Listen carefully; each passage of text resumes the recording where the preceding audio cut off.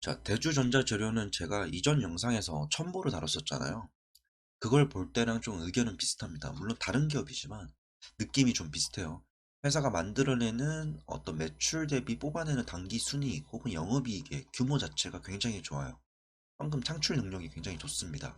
근데 이 회사를 좀 상대적으로 시총과 비교해 봤을 때 전체적인 크기 자체가 좀 작기 때문에 앞으로 이 매출의 규모를 늘려가는 게 미션이다라는 게 저희 의견입니다.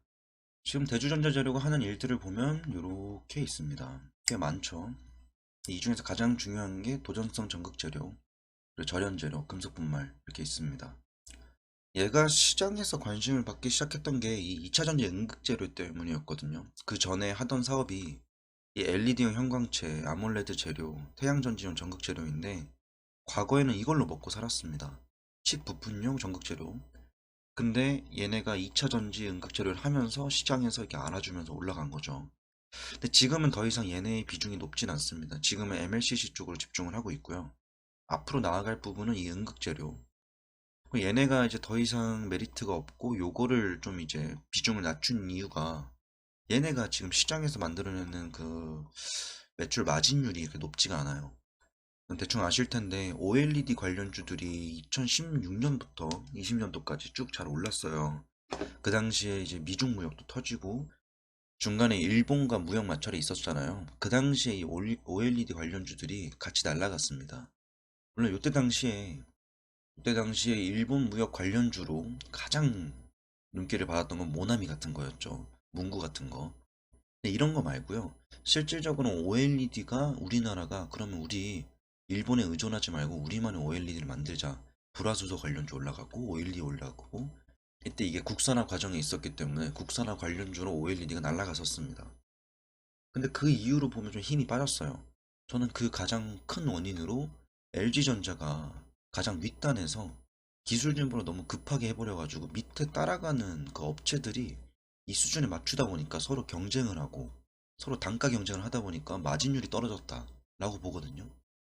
뭐 이 원인에 대해서 어떤 전문가들은 OLED 시장 자체가 침체되고 있다라는 얘기도 해요.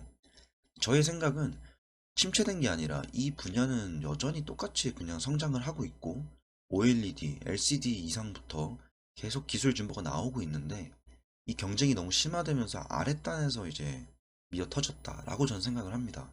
그래서 대주전자재료가 LED용 형광체랑 아몰레드 재료 이런 약간 디스플레이 쪽을 좀 벗어나는 거는 좋은 거라 봐요. 다만 지금 시장에서 제일 핫한 게 2차 전지이고 이 2차 전지 응급재료 쪽이 대주전자재료는 집중할수록 많은 돈을 벌 수 있기 때문에 지금 당장 얘네한테 실리콘 응급할 물질에 대한 공격적인 증설이 요구되고 있습니다. 그래서 실제로 하고 있고요. 실제로 얘네가 하는 일들을 보면 전도성 페이스트, 이게 MLCC에 들어가는 핵심 부품입니다. 이게 지금으로선 가장 비중이 높고요. 앞으로 해나가야 되는 거는 얘네가 앞으로 아무래도 실리콘 응급한 물질의 응급 적용 확대가 불가피할 것으로 전망되기 때문에 이 부분에 대한 공격적인 투자를 하고 공격적인 증설을 해가지고 지금 만들어내고 있는 현금 창출 능력 그리고 이익 창출 능력에 더해서 매출 규모를 이렇게 키워나갈 필요가 있다 이렇게 보여집니다. 분명 좋은 기업이 있고 회사가 이렇게 시장에서 경쟁력이 있긴 한데 조금 아쉬운 거는 얘네가 지금 당장 많은 돈을 벌고 있진 않아요. 그러니까 매출도 나오고 이익도 나오긴 하고 뭐 적자는 아닙니다만 얘네가 지금 당장 만들어내는 그 돈 자체가 이게 보시면 계속 뛰어 올라가잖아요. 전체 큰 매출의 규모 자체가 성장한 건 별로 없는데 많이 늘었습니다. 얘네가 해야 되는 거는 이 1500 단위를 뭐 내년 아니면 오랫동안 뭐 3천억, 5천억 정도 키워 나가야 됩니다. 이게 첨보랑도 좀 느낌이 비슷하다는 게 이런 거예요. 돈은 잘 뽑아내요 이제. 근데 규모 자체를 키워야지 전체에서 남겨먹는 돈이 이게 제일 중요한 건데 요걸 키우려면 전체를 키워야 됩니다. 그래서 실제로 작년에 얘네가 엄청 많이 성장을 했어요. 실제로 거의 2배 정도 유동자산이 증가를 했는데 여기서 좀 봐야 되는 거는 부채도 같이 증가를 했습니다. 근데 여기서 왜 증가했는지 아래 나와 있습니다. 유동성 및 자금 조달과 지출. 단기말 현재 지배기업의 본사 및 사회 MTB 단지 내 토지에 응급제 양산용 시설 투자가 진행되고 있으며 단기 말까지 405억 원이 투자 진행되어 건물, 기계장치, 건설 중인 자산에 계상되어 있습니다. 405억 원이 나갈 예정이고 전환사채 800억 원으로 이 중에서 374억 원을 상환하였다. 규모 자체는 일단 400억이 부채로 추가로 늘어난다 라는 걸 볼 수 있고요.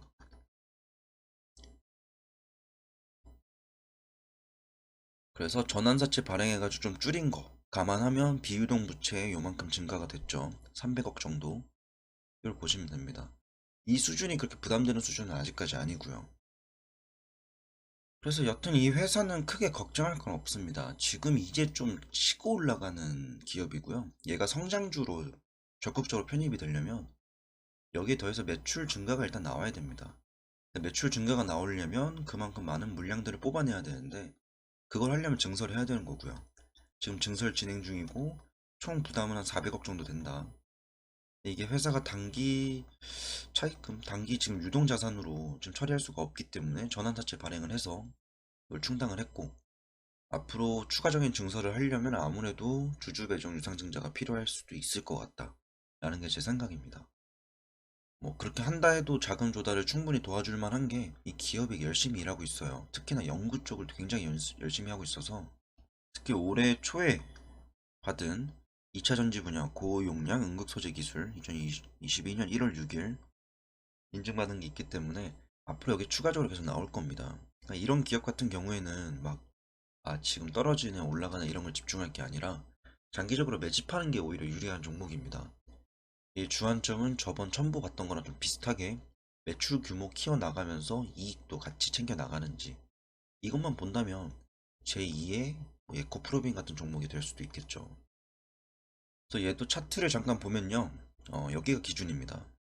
0.618 여기가 최후의 지지선입니다. 그러니까 여기는 갈 일이 거의 없어요. 그러니까 증시가 폭락 나왔을 때 이렇게 떨어질 거거든요.